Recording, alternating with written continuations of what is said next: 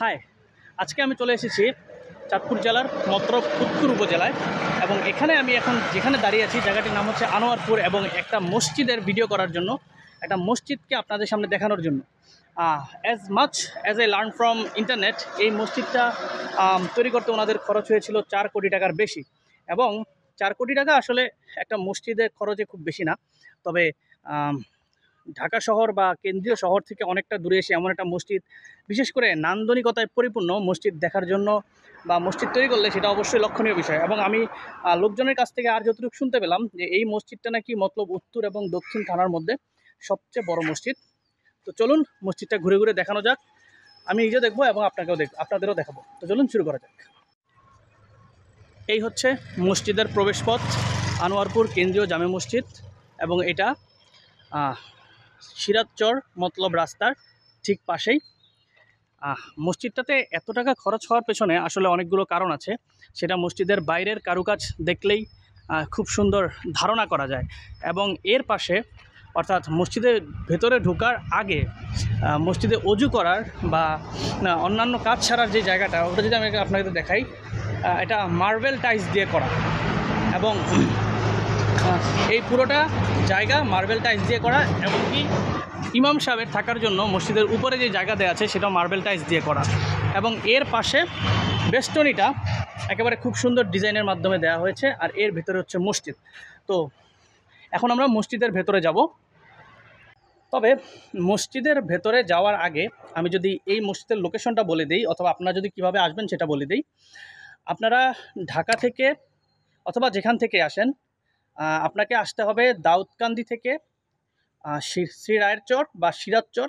সেখান থেকে আপনারা একটা অটোতে উঠলে, অর্থাৎ অটোরিকশাতে উঠলে 10 টাকা ভাড়ার মধ্যে এখানে চলে আসতে পারবেন। আর যদি মতলব হয়ে আসতে চান তাহলে আপনাকে মতলব উত্তরে আসতে হবে। মতলব নৌকাঘাটে এসে তারপর এখান থেকে সিএনজি যোগে এই মসজিদের কাছে আসতে হবে। এই মসজিদটা অবশ্যই এর নান্দনিকতার জন্য সুন্দর। আমি এখনও ভেতরে ঢুকতে পারি নাই, জাস্ট যখনই ভেতরে ঢুকছি আপনাদেরকে A to Z এভরিথিং দেখাবো। তার আগে বলে রাখতেছি, আপনি আমাকে প্রথমবার দেখেন আর যখনই দেখেন, যদি আপনি আমার চ্যানেল বা পেজে এখন পর্যন্ত সাবস্ক্রাইব বা ফলো না করে থাকেন, তাহলে অবশ্যই অনুরোধ থাকবে এই দুটা কাজ করে ফেলবেন এবং যদি সম্ভব হয় তাহলে শেয়ার করে দেবেন। তো চলুন মসজিদটা এক্সপ্লোর করা যাক।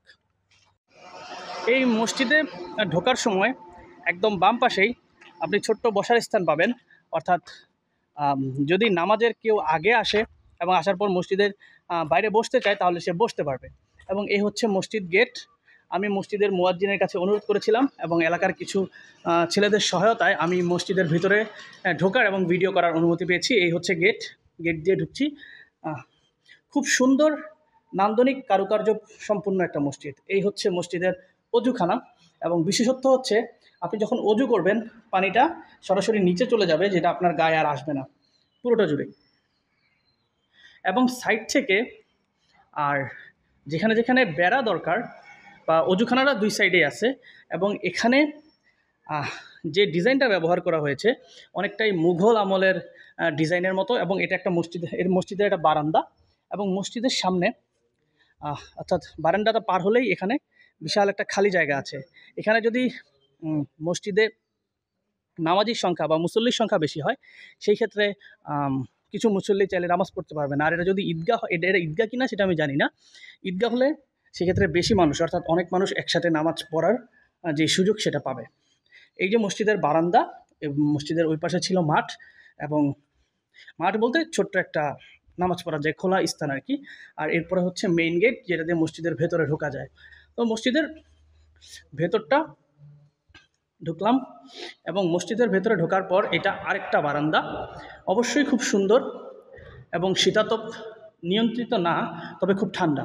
এবং আপনি যদি দেখেন মসজিদের দরজাগুলো, অর্থাৎ মেইন দরজাগুলো, কেন এই মসজিদ তৈরি করার পেছনে এত টাকা খরচ হয়েছে, মূল কারণ হচ্ছে নান্দনিকতা। এবং আপনারা যদি গেটগুলো দেখেন তাহলে এটা কিন্তু অনুমান করা যায়। এই যে একটা গেট, এবং এরপরে মূল মসজিদের যে অংশটা সেখানে আমি ঢুকলাম। এবং পাশ দিয়ে যদি দেখেন, প্রথম যে আকর্ষণ বা প্রধান আকর্ষণ হচ্ছে এই বিশাল গম্বুজটা। খুবই সুন্দর ডিজাইন, সাথে একটা বড় বাতি আছে। এই বাতিটার নাম আমি জানি না, সম্ভবত এটাকে ঝাড়বাতি বা অন্য কিছু বলতে পারে। এবং মসজিদের চারপাশে খুব দামি টাইলস ব্যবহার করা হয়েছে। এবং মসজিদটা শীতাতপ নিয়ন্ত্রিত। অন্য সব মসজিদের মতো এখানে নামাজের সময়সূচির একটা চার্ট আছে এবং সামনে খুব সুন্দরভাবে বিভিন্ন অ্যারাবিক ক্যালোগ্রাফি খোদাই করা ডিজাইন আছে।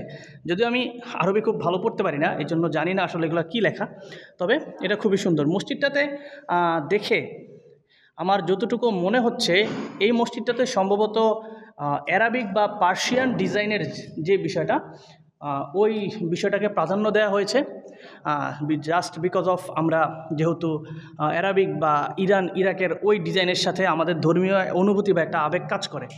এছাড়াও এই মসজিদে একসাথে যদি আমি যেই 3টা বারান্দা আছে বারান্দা সহ ধরি তাহলে অনেক মানুষ, প্রায় 400-500 বা তারও বেশি মানুষ একসাথে নামাজ পড়তে পারবে আমি মনে করি। এবং যেই মিনারটা আছে, মিনারটাকে স্পেসিফিক্যালি যদি বলতে চাই, যে মিম্বরটা আছে মিম্বরটাকে বিশেষ ডিজাইনে তৈরি করা হয়েছে। এটা আসলে ওই পাশ্চাত্যের যে বিষয়গুলো, অর্থাৎ আমাদের ইসলামের মূল ধারা যেখান থেকে এসেছে ইরান, ইরাক বা সৌদি আরবে, ওই জায়গায় যে ডিজাইন, ওই ডিজাইনগুলো এখানে ব্যবহার করা হয়েছে এবং প্রত্যেকটা জায়গায় সৌন্দর্য বা নান্দনিকতার একটা স্পষ্ট ছাপ এখানে রয়ে গেছে। আমি এখন মসজিদের ছাদেও উঠবো এবং দেখার চেষ্টা করব এই গম্বুজ এবং ছাদের ওই পরিবেশটা কেমন। এবং এই মসজিদে আসার পর যে জিনিসটা আমি বুঝতে পারতেছি যে আসলে মসজিদকে কেন পৃথিবীতে সবচেয়ে সুখের স্থান বলা হয়েছে, কারণ হচ্ছে আপনি যদি মসজিদে আসেন এবং এমন একটা মনোরম সুন্দর পরিবেশ পান সাথে সুন্দর ডিজাইনের, তাহলে সেক্ষেত্রে আপনার মন ভালো না হওয়ার কোনো কারণ আমি দেখছি না। এবং যেই নান্দনিকতার যে ছোঁয়া, এটা আপনার রুচিকেও 100% প্রভাবিত করবে। এবং আপনার একটাবার মনে হতে পারে আপনি হয়তো বা ঢাকার বাইতুল মোকাররমে আছেন, কিন্তু না। আচ্ছা, চলুন আমরা মসজিদের উপর থেকে এর মিনারগুলো এবং আশেপাশের জায়গাগুলো একটাবার দেখে নিই। মসজিদের ছাদের উপর থেকে ভিউ নেওয়ার একটা ইচ্ছা আমার ছিল, কিন্তু অনুমতি পাইনি। তবে মসজিদের ছাদেও খুব কারুকার্যের একটা নিদর্শন আছে। গম্বুজটা যেটা আমরা ভেতরে দেখেছিলাম, যদি উপর থেকে দেখতে পারতাম আরেকটু হয়তো বা সুন্দর হতো। এবং বড় বড় সুউচ্চ মিনার,